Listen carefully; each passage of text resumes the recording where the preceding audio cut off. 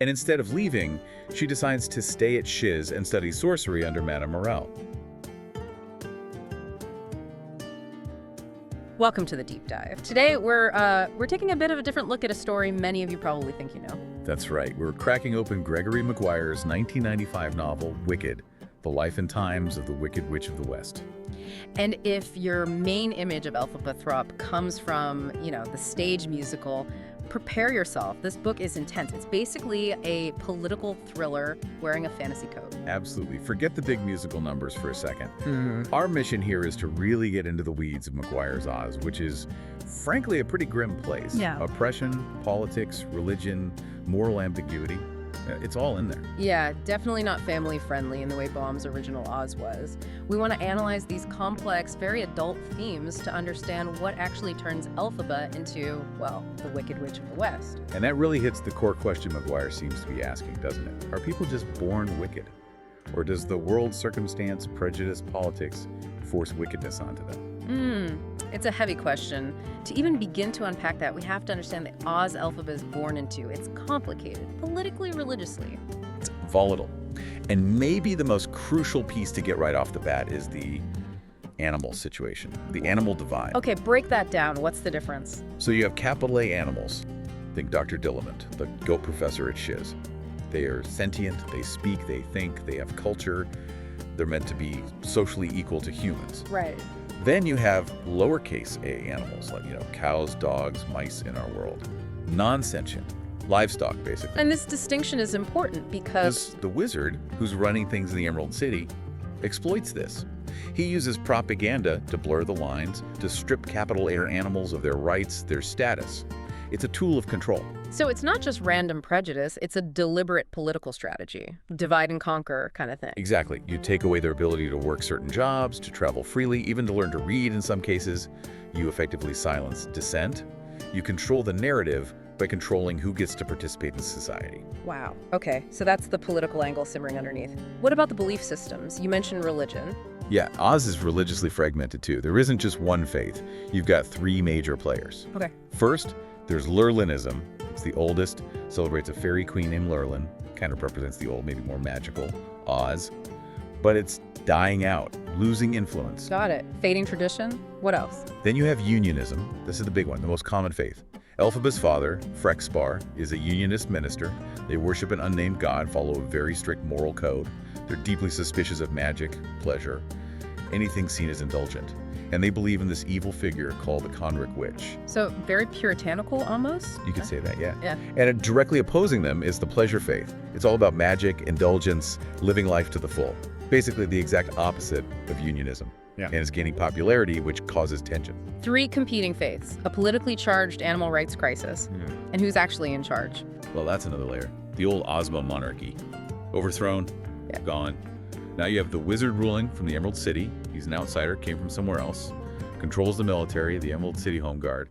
He's the power center. Right, and geographically, Oz is split up too, isn't it? Yep, 5 main regions. Emerald City is central. Gillikin up north is the wealthiest region where Shiz University is located. Munchkinland in the east is where Elphaba's story begins. Quadling countries in the south kind of look down upon lowest social status. And the Vinkus, or Winky country, out west, seen as wild, untamed. Okay, so social status is tied to where you're from too. Definitely. It's a world built on layers of prejudice species, religion, geography. And it's into this world, specifically Munchkinland, that Elphaba arrives. Tell us about her birth. Now- It's unusual, right? Oh, absolutely. Her father, Frexspar, the Unionist minister, her mother, Milena. They're near this abandoned, frankly creepy roadside attraction called the Clock of the Time Dragon when she's born. The Clock of the Time Dragon. Yeah, it's this bizarre mechanical puppet theater thing, known for putting on these really disturbing shows depicting like violence and vice. It's this symbol of a cold, mechanical, maybe predetermined fate hanging over her birth. Very unsettling. And the birth itself. Shocking. She comes out green, bright green skin, sharp teeth. She actually bites off the finger of someone helping with the delivery almost immediately. Wow. Okay, not a typical baby. Not at all. Melina is horrified, calls her a cabbage heap, doesn't even know the gender at first, and she immediately starts questioning why the baby is green. Does she have an idea? Well, this is where it gets murky. Melina later confides in Nanny, her chaperone, that before Elphaba was conceived, she'd had let's say, an encounter with a mysterious traveling man, a man who gave her a strange green drink beforehand. A green drink from a stranger. Yes, and the implication, though it's never explicitly stated, is that this man might have been the wizard, and the drink is somehow responsible for Elphaba's greenness. It ties her existence, potentially, right back to the wizard's influence from the very start. So her paternity is actually in question. It is. And the family's troubles don't end there. Her younger sister, Nessa Rose, is born later, but she's born without arms, disabled. Oh, wow. And there's another twist. Nanny, trying desperately to avoid having another green baby, had gotten some kind of medicine from a fortune teller named Yakel. Yakel. That name sounds familiar. Keep in mind, Yakel not only gave Nanny the medicine, but also delivered this prophecy that these two sisters, Elphaba and Nessa Rose, would be hugely important figures in Oz's future. Mark them out right from the start. So destiny, or maybe doom, is hanging over them. Seems like it. And there's an even darker bit of foreshadowing just for Elphaba. As a young child, she's found under a dock, clutching a glass ornament made by a quadling artisan named Turtleheart. And she's just staring into it, whispering, "Horrors." Horrors. What does that mean? Turtleheart interprets the vision she's apparently seeing. He says she sees him coming. A balloon from the sky, the color of a bubble of blood. A balloon. Like the wizard's balloon. Exactly. It's a direct prophecy pointing to the wizard as the ultimate source of conflict in her life, long before she could possibly understand it. Good grief. So she carries all this, the green skin, the questionable parentage, the prophecies, the grim world with her to university, to Shiz. Right. And Shiz University is like Oz in miniature. All the same tensions are there. Elphaba shows up. She's poor. She's serious, focused on religion, politics, the big questions. And then she runs into Galinda. Galinda Upland, who is basically her polar opposite. Wealthy, beautiful, obsessed with status, popularity, completely superficial, at least initially. How do they interact? Well, Galinda kind of uses Elphaba, sees her as this oddity, maybe a way to seem interesting or rebellious herself. She even tries to get Elphaba to spy on Madame Morel, the headmistress. It's not exactly friendship. But Shiz is also where the animal issue really comes to a head, right, for Elphaba? Yes, this is critical. This is where her intellectual interest turns into full-blown activism. She starts working closely with her professor, Dr. Dillamond. The goat. The capital A animal goat, yes. Dr. Dillamond is doing groundbreaking research. He's trying to use science, biology, to prove definitively that animals and humans are biologically equal. Trying to debunk the wizard's whole justification for oppression. Precisely. He wants to use facts, evidence, to tear down the discriminatory laws. And Elphaba becomes his dedicated assistant, his scribe. She believes deeply in his work. But that sounds dangerous, challenging the wizard's power structure so directly. It is, and it ends tragically. Dr. Dillamond is found murdered in his laboratory, his throat slashed. Oh no, how do they explain that? The official story, pushed by the authorities, is that it was a freak accident, that he slipped and fell on a broken piece of equipment.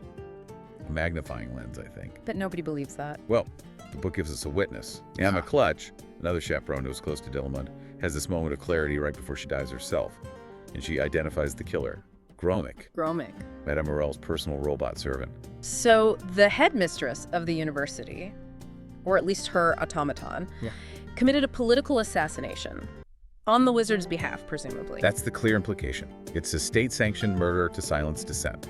And this is the absolute turning point for Elphaba. I can imagine. She's not just grieving, she's enraged. By the murder, yes, but maybe even more about the cover-up, the blatant injustice, the fact that everyone seems willing to just accept the official lie. So the system isn't just flawed, it's rotten to the core. In her eyes, yes. Yeah.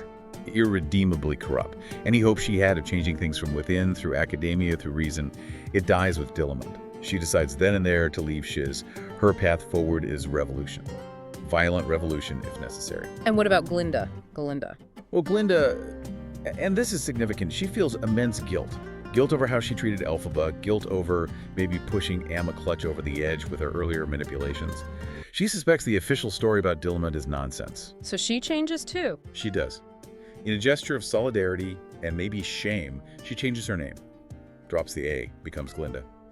And instead of leaving, she decides to stay at Shiz and study sorcery under Madame Morel, choosing a different path working within the system, perhaps. Two very different responses to the same crisis. Okay, so Elphaba leaves Shiz, committed to revolution. What happens next? There's a time jump, right? Yeah, years pass. We find Elphaba next in the Emerald City. She's living underground, literally and figuratively, part of a clandestine revolutionary movement working towards an uprising against the wizard. Still driven by that need for justice for animals. Absolutely. And it's here, in the Emerald City, that she reconnects with someone from her past at Shiz Fiyero. Prince Fiyero, from the Vinkus, the Winky country. That's him. He's now married, an arranged political marriage from his childhood, basically. But despite that, he and Elphaba begin this incredibly intense, passionate affair. So in the midst of all this political danger, she finds a personal connection. Yes, and it's portrayed as deeply consuming for both of them. But Elphaba's revolutionary path is hardening her. She tells Fiyero quite bluntly that achieving their goals might require, well, collateral damage. Accidental civilian deaths, as she puts it. Wow.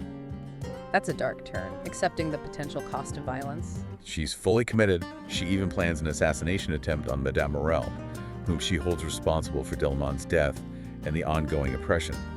She warns Fiyero to get out of the city before a certain date because things are about to get dangerous. Does the assassination? No, it fails. Brito. And the consequences are devastating. Fiyero doesn't leave the city in time. He goes back to their apartment, waiting for her. Yeah. And Gale Force soldiers, the wizard's secret police, are waiting for him, hiding inside the apartment stove. Inside the stove. Yeah, it's horrifyingly specific in the book. He comes in, feels a chill, goes to light the stove for warmth, and they attack him. He's killed right there. Oh, God. So her revolutionary actions directly lead to the death of the person she loves. It's brutal. The book even includes this visceral detail about his terror right before they get him. It underscores the terrible personal cost of her political choices. Her path to wickedness is paved with this kind of loss. So Elphaba loses Fiyero. What's happening with her sister Nesteros during all this? Well, Nesteros has embraced her family heritage. She becomes the eminent Throp, essentially the ruler of Munchkinland, which has become independent. And she's become an even more extreme unionist than their father. More extreme how? She uses her power to impose this incredibly harsh puritanical rule. She becomes judgmental, cruel, enforcing her interpretation of morality with magic, ironically, the very thing unionism condemns. What does she do? There's this chilling example where a woodcutter tries to leave his wife for another woman. Nesteros, in her judgment, enchants his axe so it flies out of control and hacks off his own limbs. That's horrific. Her wickedness is different from Elphaba's then, more about religious judgment than political conviction. Exactly. It's a terrifying, self-righteous kind of tyranny.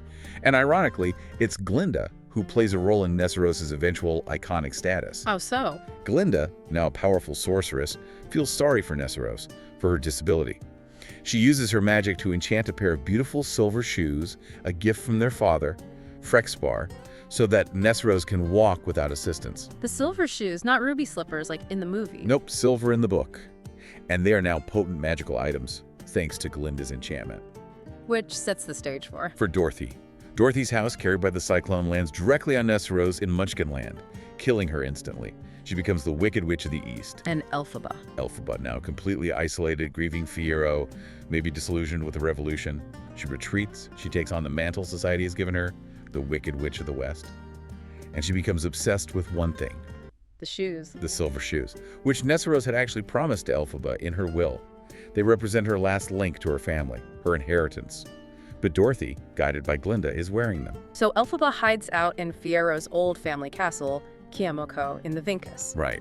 And she starts sending creatures after Dorothy, winged monkeys, wolves using magic derived partly from Dr. Dilliman's forbidden research on animals, trying desperately to get those shoes back. And we should probably clarify one major difference from some adaptations. The Scarecrow. Absolutely not Fiyero. The book makes it very clear. Fiero's dead. There's no magical resurrection, no romantic reunion waiting for Elphaba. Her loss is final. So how does it end for Elphaba? It ends at Kiamoko. Dorothy and her companions finally confront her there. During the confrontation, Elphaba's clothes catch fire, maybe accidentally, maybe the castle's magic. Dorothy, just reacting, grabs a bucket of water to put out the flames. And the water melts her. Not exactly melts, it extinguishes her. The water reacts fatally with her unique biology. She just dies. There's no dramatic exit, no afterlife mentioned. She's simply gone, extinguished. Wow. Okay, so after digging through all of that, the politics, the trauma, the violence, the loss, what's the big takeaway? Who is Elphaba? I think Maguire forces us to see the villain as incredibly complex. Elphaba wasn't born evil. She was driven by conviction, by a genuine desire for justice in a deeply unjust world. The prejudice she faced, the betrayals, the losses, they twisted that conviction. And she made choices. Choices that led her down a violent path. Yes, she embraced violence, she accepted collateral damage, she became ruthless. So, is she a victim? Yes. Is she a perpetrator? Also yes. The book refuses to give you an easy answer. Wickedness isn't simple. It's shown as a product of the system, and a choice made within that system. It really challenges that black and white, good versus evil narrative we often get in fantasy. Completely. And it leaves you with questions, too. So many threads left hanging. Like what? What mysteries remain? Well, what really happened to the rest of Elphaba's family? Her brother Shell, her adopted son Lear, his mysterious parentage. Their fates are ambiguous. And Yakel. Oh, definitely Yakel. The fortune teller? The nun? The doorwoman? Who was she really? She pops up at all these crucial moments, like some kind of agent of fate, but her true nature and purpose, never fully revealed. So if we circle back to the beginning, the wizard. The guy who sets this whole oppressive system in motion. He comes from outside Oz, claims ignorance, fears the local magic like the Grimmery, and uses propaganda to define who is good and who is wicked. Right. And that makes you think, doesn't it? If the person setting the moral standards, the person defining wickedness, is himself manipulative, power-hungry, and arguably the source of the problem, what does that mean for everyone else? What responsibility do people have to resist that kind of power, that kind of narrative? Even if resisting means becoming wicked yourself in the eyes of that authority. It's a powerful question. In a world saturated with propaganda where truth is manipulated for political gain, what is the true price of justice? And is it a price worth paying, even if it costs you everything? Something definitely worth mulling over long after you finish the book. Grab Wicked by Gregory Maguire, now on sale, $14.95. Don't miss this chance and build good habits and achieve remarkable results. Buy now, today.